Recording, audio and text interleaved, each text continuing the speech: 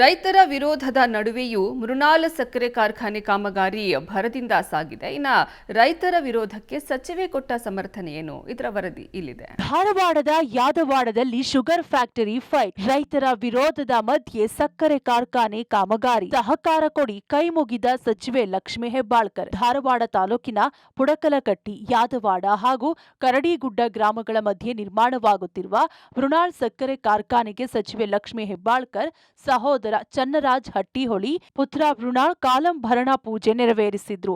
ಅನೇಕ ರಾಜಕೀಯ ಮುಖಂಡರು ಭಾಗವಹಿಸಿದ್ರು.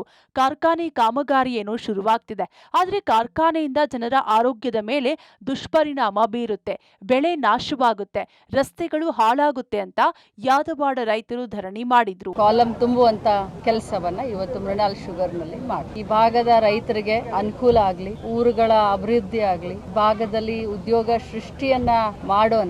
ಈ ಒಂದು ಮೃಣಾಲ್ ಶುಗರ್ ಫ್ಯಾಕ್ಟರಿಯಿಂದ ಎಲ್ಲರಿಗೂ ಎಲ್ಲ ರೀತಿಯಾದಂಥ ಅನುಕೂಲ ಆಗಲಿ ಅನ್ನುವಂಥ ದೃಷ್ಟಿಯಿಂದ ಬಹುದಿನಗಳ ಬಹು ವರ್ಷಗಳ ಬೇಡಿಕೆ ಒಂದು ಕಬ್ಬಿನ ಫ್ಯಾಕ್ಟರಿ, ಒಂದು ಶುಗರ್ ಫ್ಯಾಕ್ಟರಿ ಆಗಬೇಕು ಅನ್ನುವಂಥದ್ದು ಎಲ್ಲರ ಒಂದು ಹೆಬ್ಬಯಕೆ ಆಗಿತ್ತು. ಸೊ ಆ ನಿಟ್ಟಿನಲ್ಲಿ ನಮಗೆ ಎಲ್ಲರ ಸಹಕಾರದಿಂದ ಈ ಭಾಗದಲ್ಲಿ ಒಂದು ಶುಗರ್ ಫ್ಯಾಕ್ಟರಿಯನ್ನು ಕಟ್ಟುವಂಥ ಅವಕಾಶ ಸಿಕ್ಕಿದೆ. ಸುಮಾರು 84 ಎಕರೆ ಜಮೀನಿನಲ್ಲಿ ಒಂದು ಸುಸಜ್ಜಿತವಾದಂಥ ಸಕ್ಕರೆ ಕಾರ್ಖಾನೆಯನ್ನು ನಾವು ಮಾಡ್ತಾ ಇದ್ದೀವಿ. ಯಾವುದೇ ರೀತಿಯಾದಂಥ ಪರಿಸರ ಮಾಲಿನ್ಯ ಆಗಲಿ, ವಾಯು ಮಾಲಿನ್ಯ ಆಗಲಿ ಅಥವಾ ರೈತರ ಜಮೀನಿಗೆ ಹಾನಿಯಾಗುವಂಥ ಕೆಲಸ ಯಾವುದೂ ಆಗುವುದಿಲ್ಲ. ನೀರನ್ನು ನಾವು ಹೊರಗಡೆ ಬಿಡುವುದಿಲ್ಲ. ಟೆಕ್ನಾಲಜಿಯನ್ನು ನಾವು ಅಳವಡನೆ ಮಾಡಿ ಏನು ನಮ್ಮ ಬಾಯ್ಲರ್ನಿಂದ ಏನು ಹೊಗೆ ಹೊರಗೆ ಹೋಗುತ್ತೆ ಅದರಲ್ಲಿರುವಂಥ ಕಾರ್ಬನ್ ಪಾರ್ಟಿಕಲ್ಸ್ನ ಕೂಡ ನಾವು ತಡೆ ಹಿಡಿದು ಅದನ್ನು ಕೂಡ ನಾವು ವಾಯು ಮಾಲಿನ್ಯ ಆಗದೇ ರೀತಿ ನೋಡ್ಕೋತೀವಿ. ಜನರಿಗಾಗ್ಲಿ, ಅಕ್ಕಪಕ್ಕದ ಹಳ್ಳಿಗಳಿಗಾಗ್ಲಿ, ರೈತರಿಗಾಗ್ಲಿ ಯಾವುದೇ ರೀತಿ ತೊಂದರೆ ಆಗೋದಿಲ್ಲ.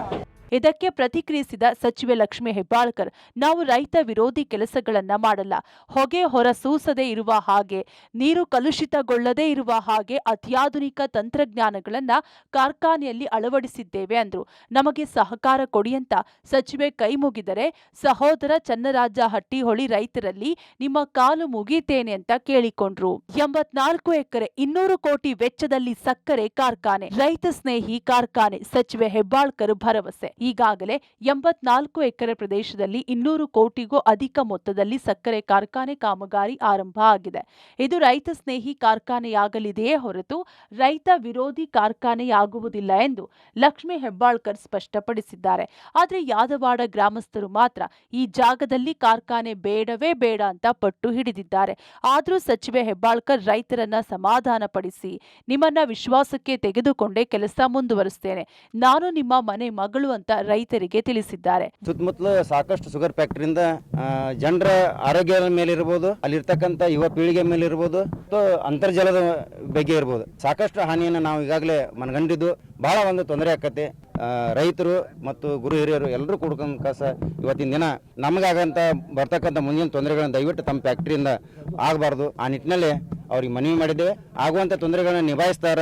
ಇವತ್ತಿನ ಅವರ ಹೇಳಿಕೆಯಿಂದ ನಮ್ಮ ಸಮಸ್ಯೆಗಳನ್ನ ಪರಿಹಾರ ಮಾಡ್ತಾರೆ ಅಂತ ಈ ಕೆಲಸ ನಮಗೆ ಭರವಸೆ ಆಗೈತಿ. ಒಟ್ನಲ್ಲಿ ಸಕ್ಕರೆ ಕಾರ್ಖಾನೆ ನಿರ್ಮಾಣ ಕಾಮಗಾರಿಯಂತೂ ಭರದಿಂದ ಸಾಗಿದೆ.